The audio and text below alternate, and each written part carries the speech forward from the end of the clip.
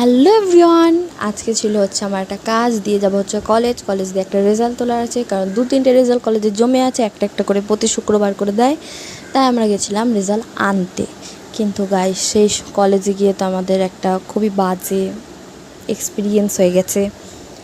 দিয়ে আমার কাজটা যেটা ছিল সেটাকে কমপ্লিট করার পরে আমরা কলেজ যাব। ওখানে শখের বাজারে অপেক্ষা করছে আমার বান্ধবী। এখানে হচ্ছে ঠাকুর তৈরি, যেহেতু দুর্গাপুজো চলে এসছে সামনে, কিছুদিনই বাকি আছে, তার জন্য ওখানে ঠাকুর তৈরি হচ্ছে। এখানে আমার কাজটা কমপ্লিট করে আমি বেরিয়ে যাচ্ছিলাম হচ্ছে শখের বাজার যাওয়ার জন্য, টোটো ধরবো। কিন্তু ওই ক্লিপ নিতে আমি ভুলে গেছি, কারণ আমার বান্ধবীকে আমি দেখেছি যা, আর 6 মাস বাদে যেটা আমি দেখলাম যে বাপরে ও যা লম্বা হয়েছে, মনে হচ্ছে ও কালিয়ার আমি ঢোলু, এত বেটে আমি।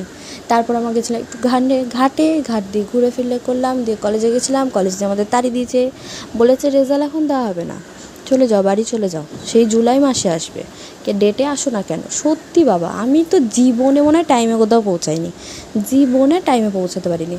এই কারণে আমাদের এরকম আমাদের সাথেই হয়, বিশেষ করে আমার সাথে এইসব ঘটনা ঘটে, আমার সাথে সাথে ওরও ঘটে, কারণ ও জীবনে টাইমে কোথাও পৌঁছাতে পারেনি। দিয়ে আমরা চলে যাচ্ছিলাম বাড়ির দিকে, কারণ খুব গরম ছিল আর দুপুর হয়ে গেছিলো, আর আমার খুব শরীরটা খারাপ লাগছিলো, আর মুখের অবস্থা তো কী খারাপ বাপরে, পুরো কালো, পুরো আমাকে যদি গরিলা পাশে বসিয়ে দেয় মনে হয় সেম লাগবে আমাকে দেখতে।